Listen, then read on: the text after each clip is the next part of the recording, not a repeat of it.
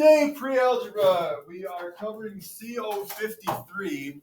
Still sticking with X-intercepts and Y-intercepts, but instead of finding them looking at a coordinate plane, looking at a graph, today we'll be finding them using an equation. Okay, and I said that 2 questions on your previous homework would be very important for today's concept. I wasn't lying. What is true about the ordered pair of every X-intercept? What is true about the ordered pair of every X-intercept? Go back in time about a minute and 15 seconds. Yes. Y will equal 0. Okay. Every X-intercept, Y will equal 0. And then, what is true for every Y-intercept? X equals 0. X will equal 0. And the reason why that's important is because when given an equation with an X and a Y variable, if we want to solve for one of those variables, we have to know what the other one is, right? I can't ask you to tell me what X is unless you've got a value for Y, because 2 variables can't solve for just one of them, okay? So this idea here that for every X-intercept, Y will equal 0, to find an X-intercept, all we need to do is set that Y variable equal to 0, which we know it has to be by the definition of what an X-intercept is, and then we solve for X. Okay, so this does bring back some equation solving skills. It's been a while, PO 18, since we solved two-step equations, but you get some more practice with it today. And then to find a Y-intercept, since every X value will be 0 for a Y-intercept, we kind of do exactly the opposite. We know that X has to be 0, so we're going to set X to equal 0, and we're going to figure out what Y is. Okay?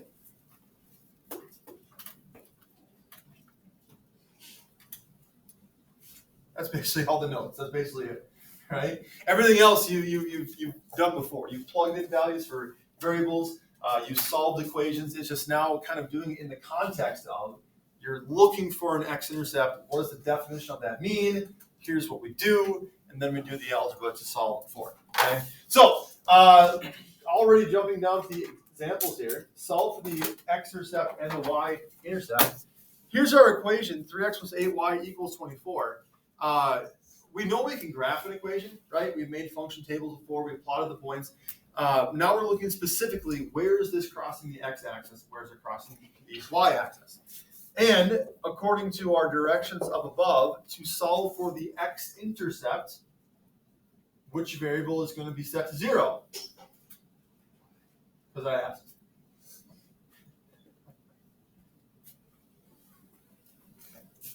Set y equal to 0, right? And we're solving for x. Did you see what I did there? You said y. Okay. So 3x plus 8 times 0 equals 24. And we know, again, we know y is 0 here because we're looking for that x-intercept. By definition, the y value has got to be 0. And the beauty of this is, what happens whenever you multiply anything by 0? It's 0. It's 0. It cancels out, right? So we've gone from a 2-step equation. We've eliminated that term because it equals 0, and we're left with 3x equals 24. What's the one step that we need to do to solve this? Zoe. Other way around. But yeah, divide both sides by 3. 24 divided by 3, and x equals 8. Okay. So, what is the x-intercept of this equation? If we were to graph it, we know that it would pass through the ordered pair 8, 0. That's where it would cross. Okay. And now, same equation, looking for where it's going to cross the y-axis now. Where's that y-intercept? Which variable are we setting equal to 0? X.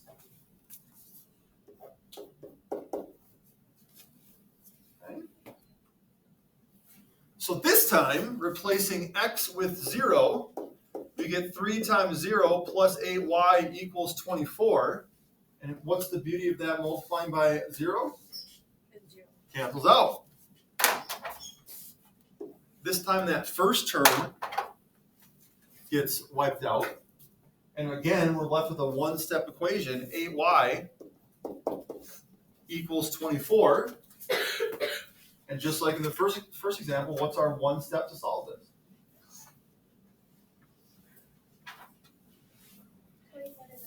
Right, divide both sides by 8. Opposite operations, y equals 3. And so our y-intercept, 0, 3.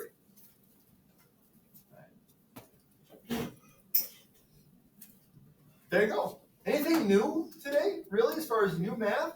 Not so much, right? We've talked about the definitions of X-intercepts and Y-intercepts before. We've solved equations before. Now it's just doing it in a little bit different context. Yeah? How do you know which you're solving for? We have to solve for both, right? So you have to solve for the X-intercept and the Y-intercept. Doesn't matter which one you solve for first, okay?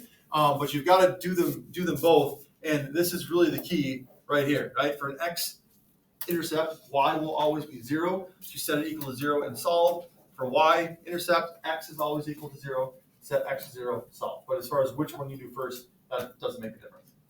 Okay.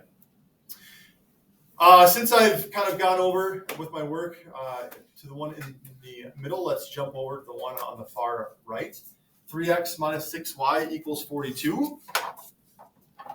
Again, looking for that x-intercept, we're setting y equal to 0.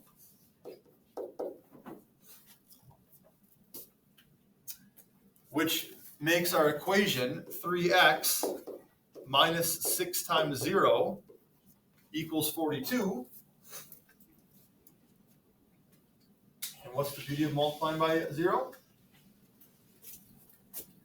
Cancels out. It's gone. Right? Negative 6 times 0 equals 0. And so that leaves us with a one-step equation. 3x equals 42. As we saw in the first example, once we get to this point, those opposite operations, we're dividing by that coefficient, dividing both sides by 3, and we get x equals 14. 42 divided by 3, x equals 14. So the x-intercept, where's this line crossing the x-axis? At 14, 0. And the advantage of doing this with an equation, well, tell me, what might be the advantage of solving for this with an equation versus a corner plane?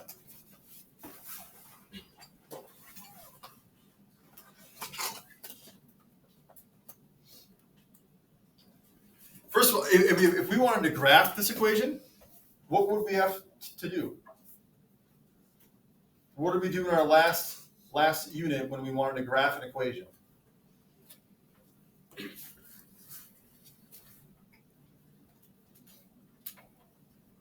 Gonna make that function table, gonna find ordered pairs, right? Pick a value for x, plug it in, solve for y, plot the points. Remember this? Okay? And plus, the corner plane going all the way up to 14, you're gonna have to make a fairly large one. This is much more efficient. We're essentially solving this for one point because we only care about one ordered pair. Where's this cross the x-axis? That's all we care about. We don't have to find all those other points with the function table, plotting it. So this would be, an exercise in efficiency. You do have another option. You could graph the equation, but the amount of work that involves is a lot more than just understanding what an x-intercept is and the most efficient way to find it. That's what a lot of math is sometimes. It's what's the most efficient way to get from here to there. Okay.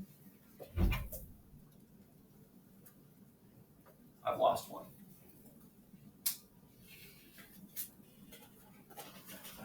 All right, found the y-intercept.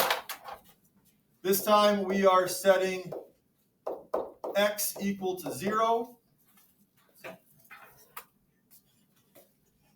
Solving for y, same idea as we did in the previous example.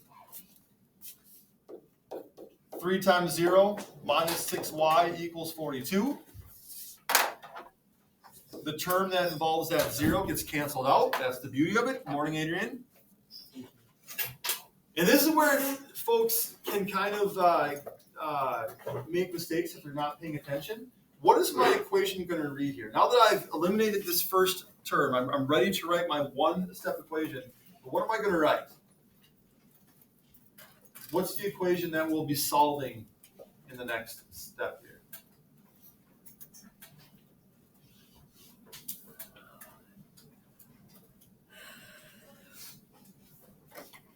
Anyone? Okay. Well, if I wrote 6y equals 42, would you agree with that?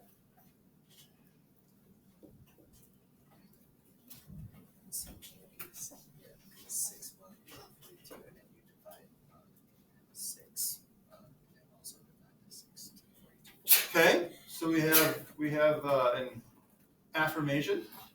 Anyone disagree with that?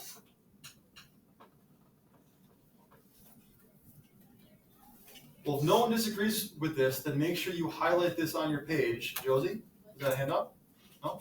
Make sure you highlight this on your page because this would be incorrect. What am I missing here? And that's 6y equals 42. What am I missing? Not the division. That would be my next step, but what I've written there to do that division isn't complete. Don't forget, this sign belongs to the number. It belongs to the term. Yes, we read it as subtraction, but it means that 6y is a negative term. So when I write that next line, I need to include it. It must be a negative 6y equals 42, not a positive 6y equals 42. Okay? So when I do my division now, instead of dividing by positive 6, I'm dividing by negative 6. So instead of 42 divided by 6, which would be positive 7, 42 divided by negative 6 equals negative 7. That negative sign belongs to the term. It must be included when you bring that equation down. And so the y-intercept, 0, negative 7. Okay? Questions on any of this? We're on CO53. And don't forget to go back in and do the bell ringer later on tonight from 52. Okay, well, I would like you to practice a couple on your own. I'm going to let Adrian catch up with the notes here, but I'll delete this stuff. But I would like you to do this one, 5x plus 2y equals 30, and then 10x minus 2y equals 40. Okay, practice those two. Check your work with your neighbor. Make sure you are showing work in order to receive credit for the homework tomorrow, or Monday actually. Work must be shown. The work that I want to see is this here. Okay? And I will pause the video so that I can walk around and help. You can talk amongst each other, and we'll go over answers shortly. So, let's see. Pause. I'm going to pause. All right. Okay. So back to this. If you need the work, you can go watch the video and you can get there. 5x plus 2y equals 30. For the X-Intercept, setting y equal to 0. So 5x plus 2 times 0 equals 30. We eliminate that term, right? We got that one-step equation, 5x equals 30. And what did you come up with? Who's confident in their answer?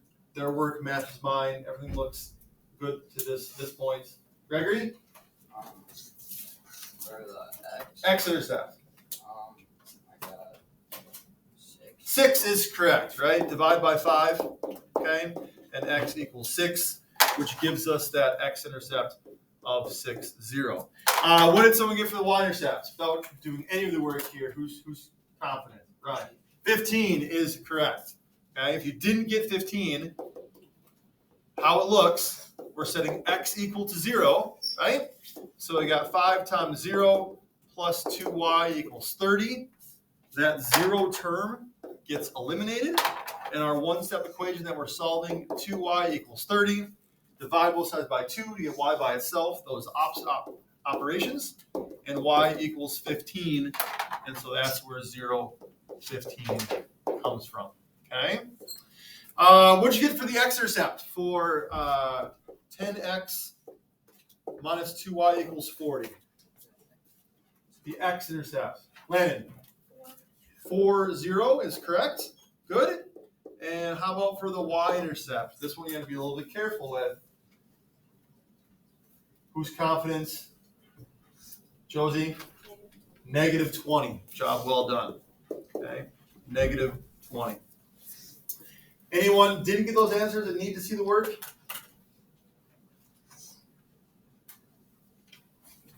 Okay.